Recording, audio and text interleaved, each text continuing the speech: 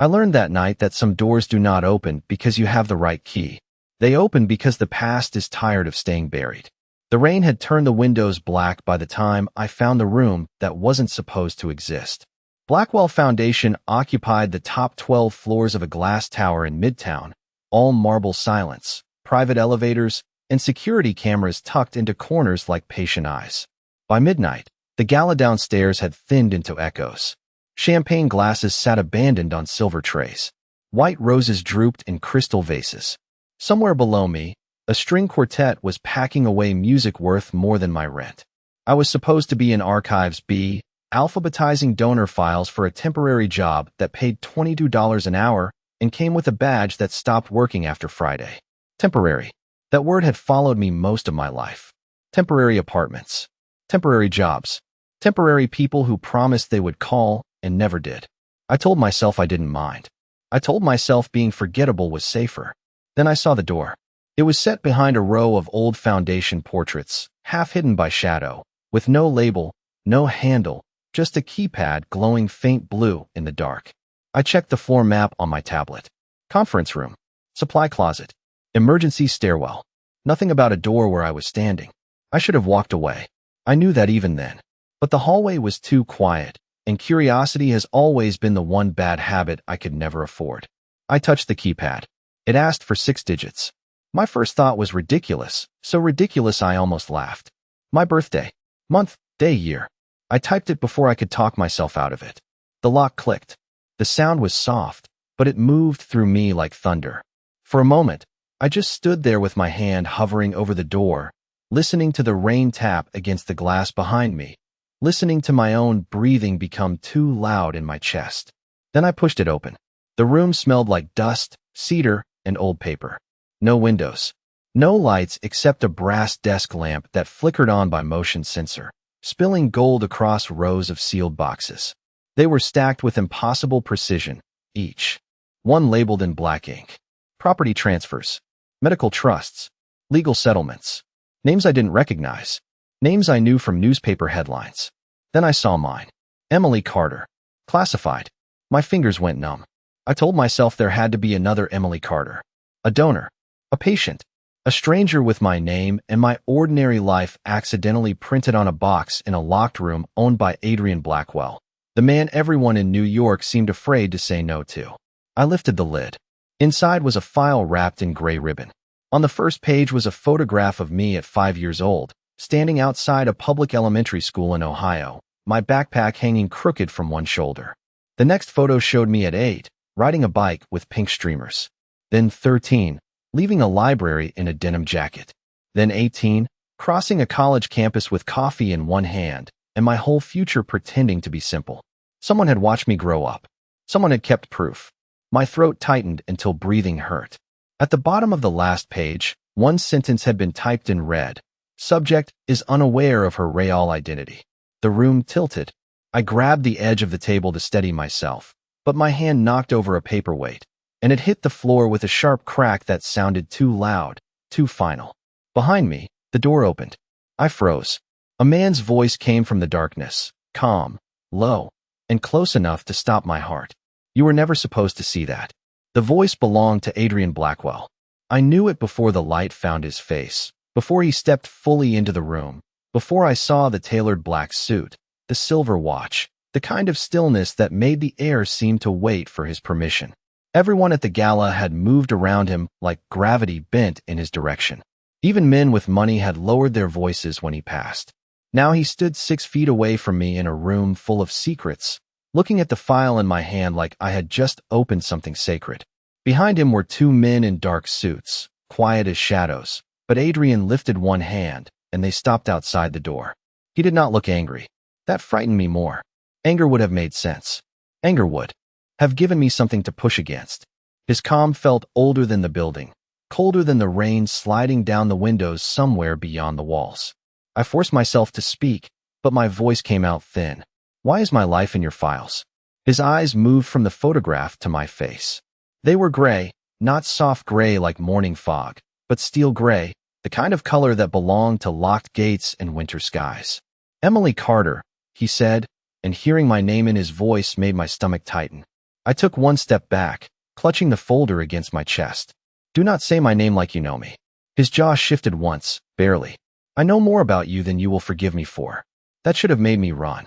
Instead, it made my heart beat harder, because some part of me had spent 25 years waiting for someone to say the truth had a shape. I looked down at the pages scattered across the table. My school records. My medical history. Old addresses. Photographs taken from across streets. Through playground fences, outside libraries, outside apartment buildings I had forgotten the names of. There was one of me at 17, sitting on the curb after my foster father forgot to pick me up from community college orientation. I remembered that day. I remembered pretending I was fine. I remembered eating crackers from a vending machine because I did not have money for lunch. Someone had been there. Someone had watched me cry. I looked up at Adrian, and my shame turned into something hot and sharp. You followed me my whole life. He took one slow breath. I protected you your whole life. The words landed wrong. Too clean. Too easy. Protected me from what? His gaze dropped to the red sentence on the page. Subject is unaware of her real identity. The room seemed to shrink around it. I could hear the soft buzz of the desk lamp, the rain muffled somewhere above us, the quiet shift of the men outside the door. Adrian stepped closer, not enough to touch me, but enough that I could smell cold air and expensive wool. From people who would have used your real name to find you, he said. My real name. The words made my knees feel weak. I laughed once, but there was no humor in it. My name is Emily Carter. He looked at me like he wished that were true. It is the name that kept you alive. I hated him then. Not completely, not rationally, but with the sudden panic of someone realizing her entire life might have been built on a locked basement and a lie. I shoved the file back into the box, but one page slipped loose and fell face up onto the table. A birth certificate. Not the one in my apartment safe. Not the one I had used for every job, every lease, every bank account. This one had a Gold County seal and a mother listed as Claire Whitmore. Father unknown. Child name withheld for security transfer. I stared until the letters blurred. Adrian said nothing. That silence confirmed more than any confession could have. My hand moved before my mind caught up. I snatched the birth certificate, folded it once, and slid it inside my coat. His eyes followed the movement. Emily. No. My voice broke, but I did not let it stop me. You do not get to lock me in a room with my own childhood and then tell me when I am allowed to breathe. I moved toward the door. The two men outside looked to Adrian. He did not nod. He did not speak. They stepped aside anyway. That was when I understood something worse than fear. In his world, silence was an order. I walked past him with my head high, even though every part of me was shaking. At the elevator, I pressed the button 3 times. The doors opened. I stepped inside. Just before they closed, Adrian appeared at the end of the hall, his face half in shadow. You can leave this building, he said quietly, but you cannot leave what you found. The elevator doors slid shut between us, and for one breath, I thought I had escaped. Then my phone buzzed in my pocket. One message. No name. No number.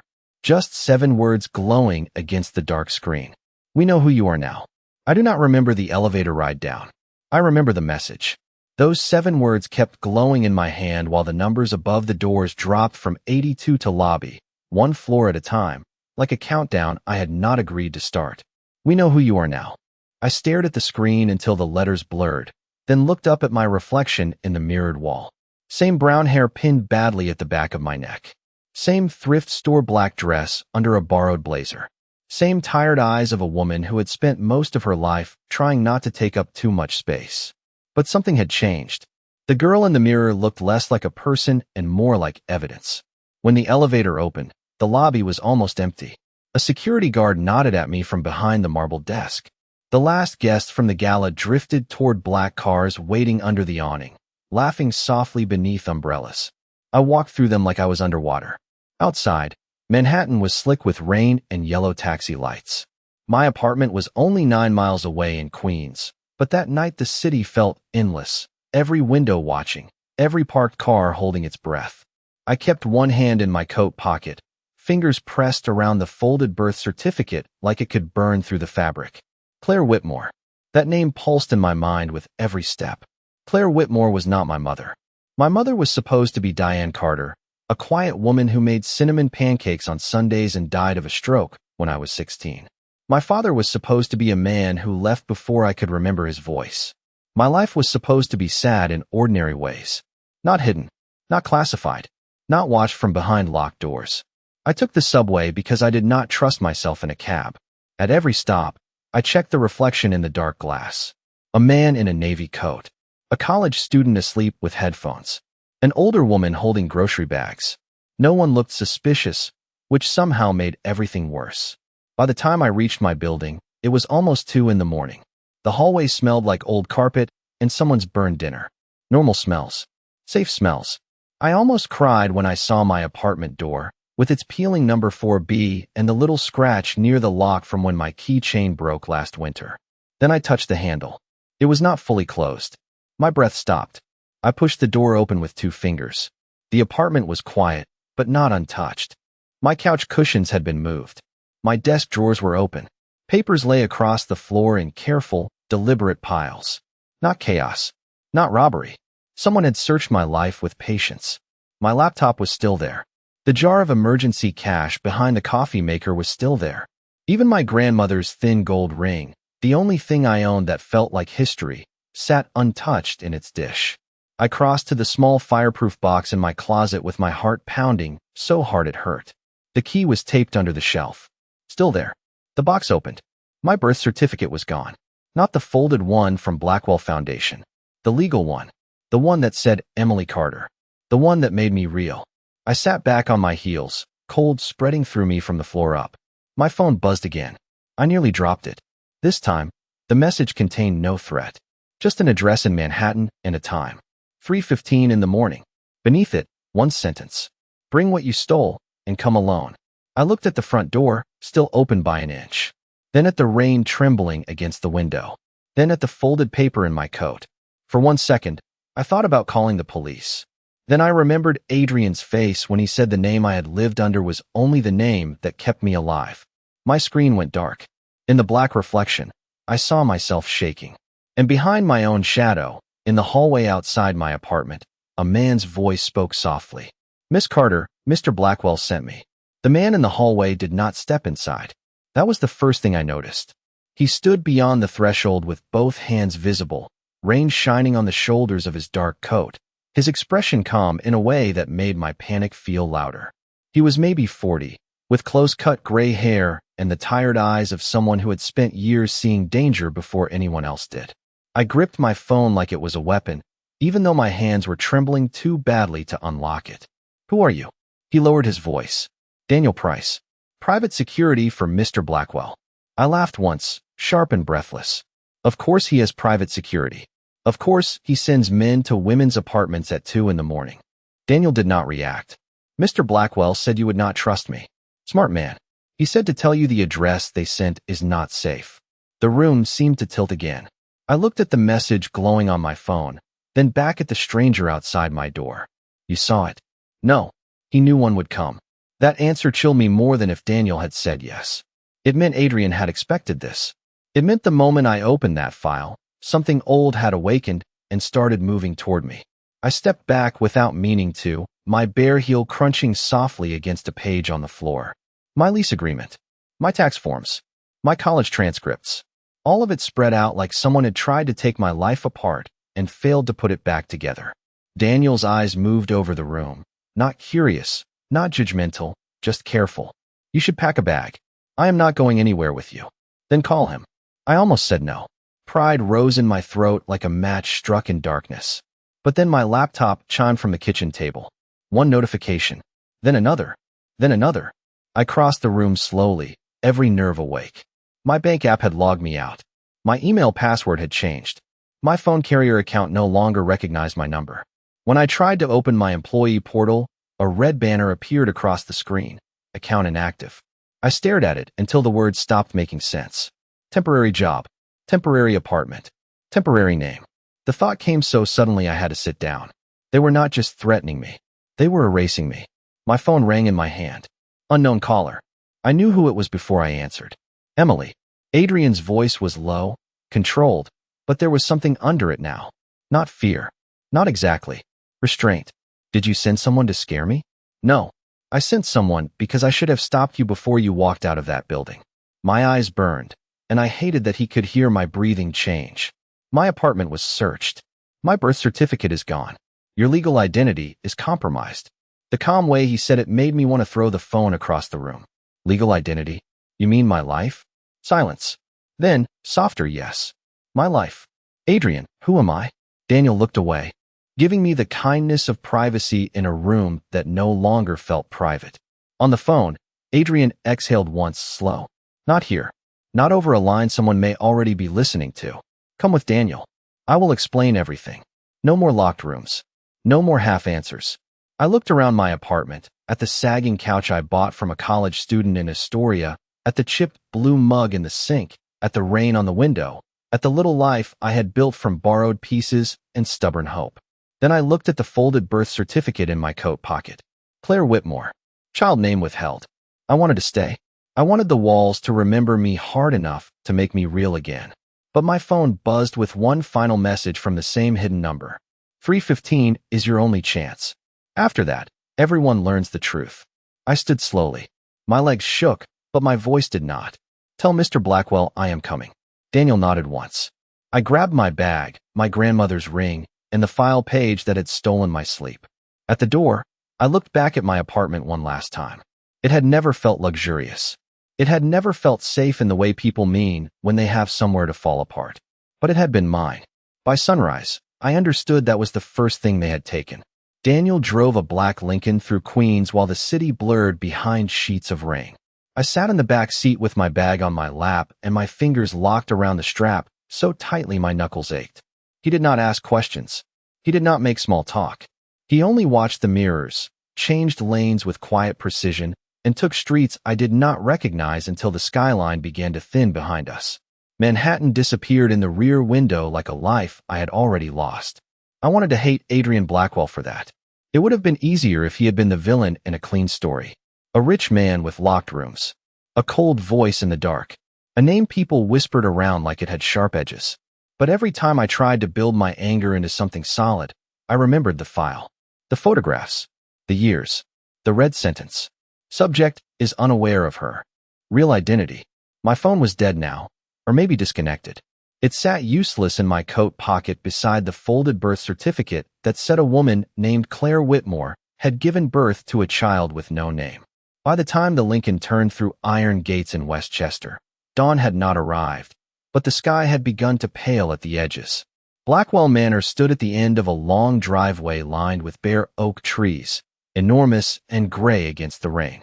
It was not beautiful in the way mansions in movies were beautiful. It was too still for that. Too guarded. Too old. Every window glowed warm, but the warmth did not reach the lawn. Men stood near the entrance beneath black umbrellas, their faces calm, their eyes moving. I stepped out before Daniel could open my door. My shoes sank slightly into wet gravel. The cold air hit my face and made me realize I had been holding my breath since Queens. Adrian was waiting at the top of the stone steps. No umbrella, no overcoat, just the same black suit, damp at the shoulders, his hands relaxed at his sides. He looked like a man who had stood in storms before and learned not to flinch. I stopped 3 steps below him. You said you would explain. I heard my own voice, small but steady. His eyes moved over my face, my bag, the coat pocket where the paper rested. Then he looked back at me. Inside. No. Here. The men near the door went still. Daniel lowered his eyes. Adrian did not move. The rain slid along his jaw and darkened his hair at the temples. You do not want the truth on a doorstep, Emily. I almost laughed. You kept it in a locked room. Do not lecture me about where truth belongs. For the first time, something changed in his expression. Not anger. Pain maybe. Or memory. He came down 1 step, leaving only 2 between us. Your mother said the same thing once. The words struck me harder than the cold. My mother. Claire. He nodded once. Claire Whitmore. Lawyer. Witness. The only person in this city brave enough to tell my family no and survive long enough to matter. My throat tightened. I had spent my whole life imagining my mother as ordinary because ordinary was less painful than absent. Now Adrian was giving her shape. A job. A voice. A spine. The woman who raised me was named Diane Carter. She was real, he said quietly. She loved you. She and her husband took you in because Claire trusted them. My chest hurt. Trusted them, or did you pay them? His jaw tightened. Both. I stepped back like the word had touched me. There it was. The Blackwell answer. Love with a contract attached. Safety with a receipt. He saw the disgust in my face and did not defend himself. That made it worse. I did what a 21-year-old man with enemies and no wisdom thought would keep a child alive. I was 21, Emily. I had power before I had mercy. The rain filled the silence between us. I wanted to say he had no right. I wanted to say all the things people say when a lie steals too many years to count. But then he reached into his jacket, slowly, carefully, and pulled out a small cassette tape sealed in a clear evidence sleeve. Across the label, written in faded blue ink, were 2 words. For Emily. My breath caught. Adrian held it out, but did not force me to take it. Her voice is on this, he said. Her explanation. Her apology. Her last request. My hand rose and stopped halfway. I was terrified of touching it. Terrified that if I heard Claire Whitmore speak, the woman I had been would finally have to become someone else. Behind Adrian, the manor doors opened. Warm light spilled over the steps. Somewhere inside, a clock chimed 5 times. Dawn was coming. So was the truth. And for the first time in my life, both of them felt dangerous. Like this video if Emily's hidden identity pulled you into the mystery, and comment what you would do if your past was erased overnight. Keep watching until the end because this Mafia boss romance has more shocking family secrets, emotional twists, and a powerful hidden documents reveal that will change everything. I took the tape because my hand moved before my courage did. The plastic sleeve felt cold and thin, almost weightless, and that offended me in a way I could not explain. A life should not fit inside something so small. A mother should not be reduced to faded ink and brittle film. Adrian led me inside without touching me. That mattered. I noticed it even through the storm in my head. Blackwell Manor smelled like old wood, rain-soaked wool, and coffee that had been sitting too long. The foyer rose 3 stories above us, all dark beams and pale stone, with portraits lining the walls like silent judges. Men stepped aside as we passed. None of them spoke. None of them stared too long. Still, I felt their awareness on me, careful and heavy, as if I was not a guest but a secret with a pulse. Adrian took me into a library near the back of the house. It was warmer there. A fire burned low behind a brass screen. Books climbed the walls. A cassette player waited on the desk, old and silver, already plugged in, already rewound. That frightened me more than the guards. He had prepared for this moment. Maybe he had prepared for years. I stood by the desk with the tape in my hand and tried not to shake. You listened to it? I asked. Once, he said. A long time ago. My eyes lifted to his. And then you kept it from me. His face did not change, but something in his eyes dimmed. Yes, I wanted to hate the honesty. I wanted him to make excuses so I could throw them back at him. Instead, he stood there like a man accepting a sentence he had earned. I slid the cassette into the player. My finger hovered over the button. For a second, I was 5 years old in a photograph I never knew existed. 8 years old on a bike. 13 outside a library. 18 on a campus. Thinking loneliness was just a personality trait. Then I pressed play. Static filled the room first. Soft. Uneven. Like breathing through paper. Then a woman's voice came through. Emily, if you are hearing this, then I failed to keep the truth away from you. My knees weakened.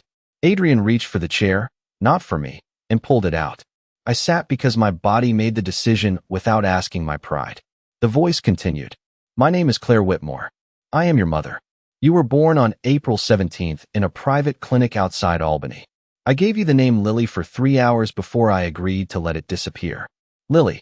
The name moved through me like a key turning in a door I had never seen. My breath broke once. I covered my mouth, but the sound still escaped. Adrian looked away, giving me the mercy of not watching me fall apart. Claire's voice trembled, then steadied. I was an attorney for the Blackwell family. I believed law could make powerful men afraid. I was young enough to think evidence was stronger than blood. Then I found documents that proved someone inside the family had betrayed everyone. Not just business partners. Not just enemies. His own blood. The tape crackled. I leaned closer, every inch of me listening. I hid the original files where only you could unlock them one day. Not with a password. Not with a code. With what I left around your neck the night I gave you away. My hand flew to my collarbone. The small gold locket I had worn since childhood rested beneath my sweater, warm from my skin. Diane Carter had told me it came with me when they adopted me. She said my birth mother wanted me to have one pretty thing. I had slept with it, showered with it, held it during job interviews, funerals, and every birthday I pretended did not hurt. Claire's voice softened. Adrian Blackwell is not innocent. But he was the only one who tried to save you when the others wanted your name erased forever. Trust him only as far as his actions prove. But know this. He made me a promise. The tape hissed. Somewhere behind me, the fire shifted. Adrian was completely still. Claire whispered the last words like she was running out of time. Tell my daughter she was not abandoned. Tell her I chose distance because I loved her more than I loved the sound of her calling me mother. The tape clicked off. The silence afterward felt enormous. I could not move. I could not breathe around the ache in my chest. Adrian finally spoke, his voice rougher than before. Emily, the man who wants that locket is my uncle, Marcus Blackwell. The name Marcus Blackwell changed the room before I understood why. Adrian said it quietly, but every man outside the library door seemed to feel it. Footsteps paused in the hallway. A low voice stopped mid-sentence. Even the fire sounded softer, as if the house itself had learned to fear. That name. I touched the locket at my throat, the one I had worn through every ordinary day of my ordinary life, and suddenly it felt heavier than gold had any right to feel. Your uncle, I repeated. Adrian nodded once. My father's younger brother. The man who taught me how to read a room before I was old enough to drive. The man who smiled at family dinners while selling pieces of us to anyone willing to pay. His voice did not rise. That was what made it worse. Rage would have been simple. This was not rage. This was something colder. Something that had lived too long without a grave. I looked at the silent cassette player, then at the locket pressed beneath my fingers. Claire said he wanted this. She said she hid the original files where only I could unlock them. What does that mean? Adrian crossed to the desk and opened a narrow drawer. From inside, he took a small black case and placed it in front of me. He did not open it. He waited. I hated that he kept doing that, giving me choices only after taking away the ones that mattered. I lifted the lid. Inside was a photograph, old and slightly faded. Claire Whitmore stood beside a younger Adrian in what looked like a courthouse hallway. She had my eyes. Not Diane Carter's gentle smile. Not the soft face I had memorized from family albums. My eyes. My mouth. My stubborn chin. Seeing her felt like looking into a mirror that had been waiting 25 years to answer me. Adrian stood behind her in the photograph, barely more than a young man, his face sharper than, less controlled, one hand wrapped in a white bandage. Claire's hand rested on his sleeve, not tenderly, not romantically, but like she had just stopped him from making the worst mistake of his life. She saved you, I said. Adrian looked at the photograph, and for the first time since I met him, his armor cracked enough for grief to show. Yes, that is why I owed her more than a promise.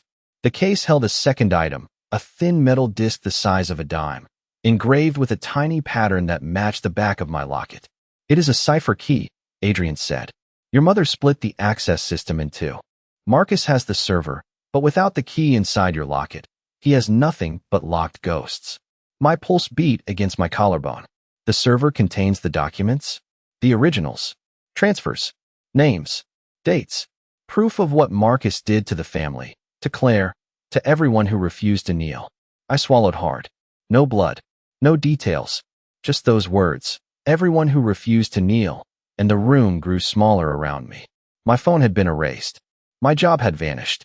My apartment had been searched. All for a locket I had once used to wish on birthday candles.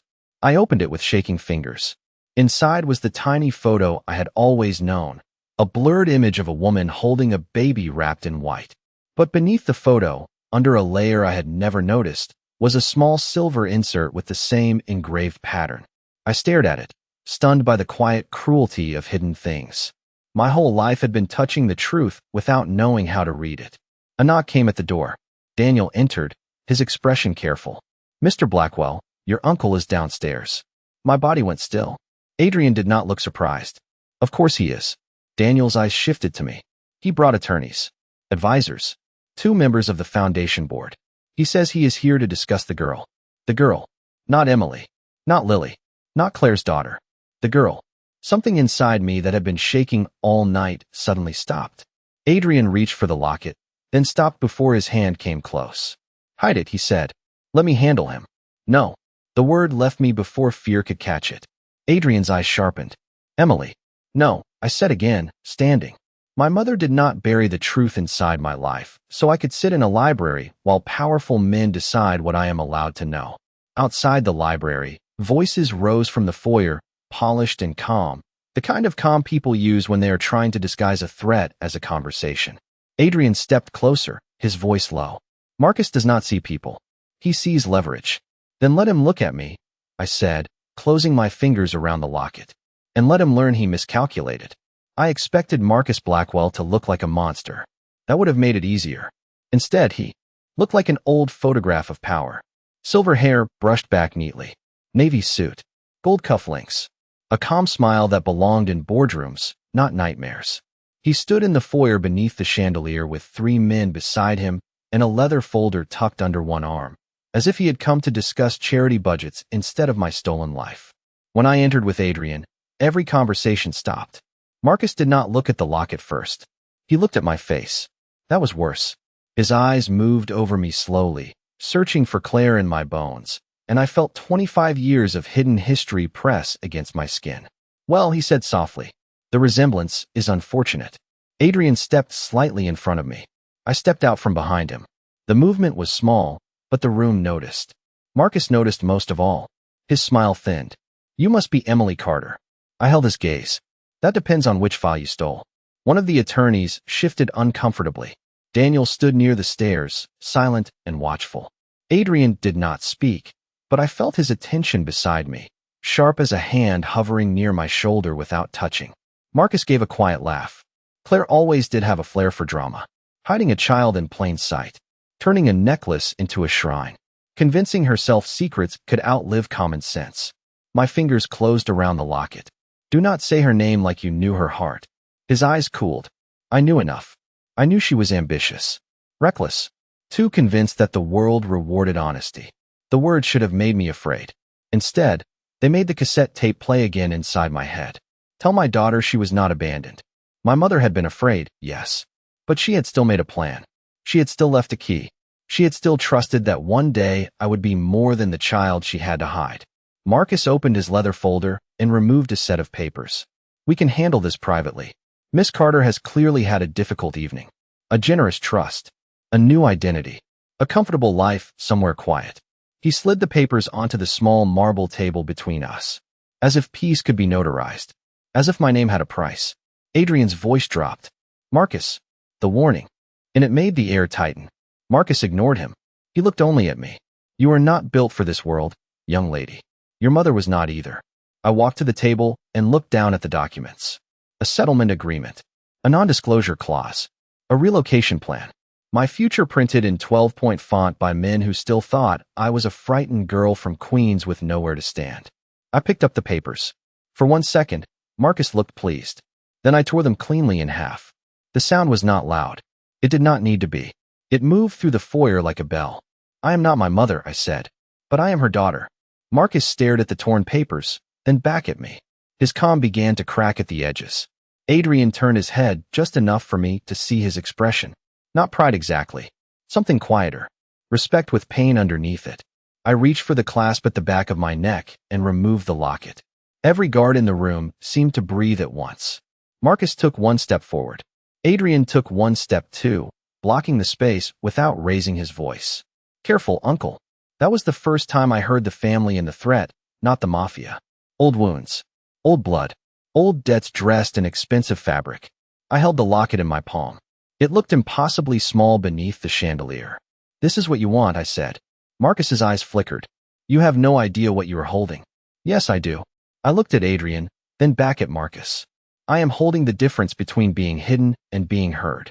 The front doors opened behind him, and dawn spilled pale light across the marble floor. For the first time all night, the rain had stopped. I lifted my chin. My mother did not give me this, so I could disappear again. Marcus's smile vanished completely. Then tell me, Miss Carter, what do you plan to do with it? My voice did not shake when I answered. I plan to open every door you locked. The room did not move after I said it. That was how I knew I had changed something. Powerful men expected tears. They expected bargaining. They expected a girl with wet shoes and no legal identity to fold under the weight of their Silence. Instead, I stood beneath the chandelier with my mother's locket in my palm and watched Marcus Blackwell realize Claire Whitmore had not left him a frightened child. She had left him a witness who had finally learned how to speak. Adrian turned toward Daniel and gave one quiet order. Bring the server. Marcus's face hardened. You do not have the authority. Adrian did not look at him. In this house, I do. Two men carried in a steel case the size of a suitcase and placed it on the marble table. It looked ordinary. That frightened me. All that history, all those secrets, all that fear packed inside something with a handle and combination locks. Adrian opened the first lock. Daniel opened the second. The final slot was small, shaped exactly like the silver insert hidden inside my locket. My fingers trembled as I removed it. Not from fear this time. From the strange weight of being trusted by a woman I had never been allowed to know. Marcus stepped forward. Adrian's voice cut through the air. Do not. One word. Low. Final. Marcus stopped, but his eyes stayed on me. Emily, he said, suddenly gentle, and the sound of my stolen name in his mouth made my skin go cold. You are about to ruin lives you do not understand. I looked at him. No, I am about to return them to the people who own them. I slid the silver piece into the slot. For 1 second, nothing happened. Then the case gave a soft mechanical click. A screen inside flickered to life, filling the foyer with pale blue light. Names appeared first. Dates. Transfers. Signed statements. Hidden accounts. Recorded meetings. Proof stacked upon proof. Not loud, not dramatic, just patient. The kind of truth that had waited years without becoming less true. Marcus stared at the screen, and for the first time, his face looked older than his suit. One of his attorneys took a step back. Another whispered something I could not hear. Daniel began copying the files to encrypted drives while Adrian watched his uncle with a stillness that felt almost sad. You could have protected the family, Adrian said. Marcus laughed softly, but there was no strength left in it. I did protect it. From weakness. From women like Claire who thought conscience belonged in our world. The room went quiet. My anger did not burn anymore. It settled. It became clear. My mother was not weakness, I said. She was the only reason your world has a chance to become something better than fear. Adrian looked at me then, and whatever lived between us changed shape. He was still dangerous, still powerful, still built from choices I did not fully understand. But in that moment, he was also the boy in the photograph with a bandaged hand, standing beside a woman brave enough to stop him from becoming completely lost. Marcus was escorted from the foyer without shouting, without spectacle, without the dramatic ending people imagine for men who build their lives on control. He simply walked out beneath the morning light, smaller with every step. When the doors closed behind him, the house exhaled. I looked down at the locket lying open in my palm. For the first time, it did not feel like a mystery. It felt like an inheritance. Adrian came to stand beside me, leaving space between us because he had finally learned I needed it. What happens now? I asked. He looked toward the rain-washed windows, where dawn had turned the glass silver. Now, you choose. No one had ever said that to me like they meant it. Not choose between bad and worse. Not choose the safer lie. Choose. My name is Emily Carter, I said slowly. Then I touched the locket. And Lily Whitmore. Adrian nodded. Both names can belong to you. My throat tightened, but I did not cry. Not then. Some grief needs privacy. Some healing begins in silence. I walked to the open doors and stepped into the cold morning air. The storm had washed the driveway clean. Behind me stood a Mafia boss who had hidden the truth badly, protected me imperfectly, and finally handed me the only thing more powerful than his name. My own. Subscribe for more emotional Mafia boss romance stories. Like this video if Emily and Adrian's hidden identity mystery kept you watching, and comment your thoughts about Claire's secret legacy and Marcus Blackwell's betrayal. Turn on the notification bell so you never miss the next cinematic romance story, family secrets reveal, powerful female lead, and Mafia redemption arc on this channel. Keep watching the next video for another dramatic love story filled with destiny, danger, and emotional twists. Thank you for watching, and I promise the next video will uncover an even deeper secret.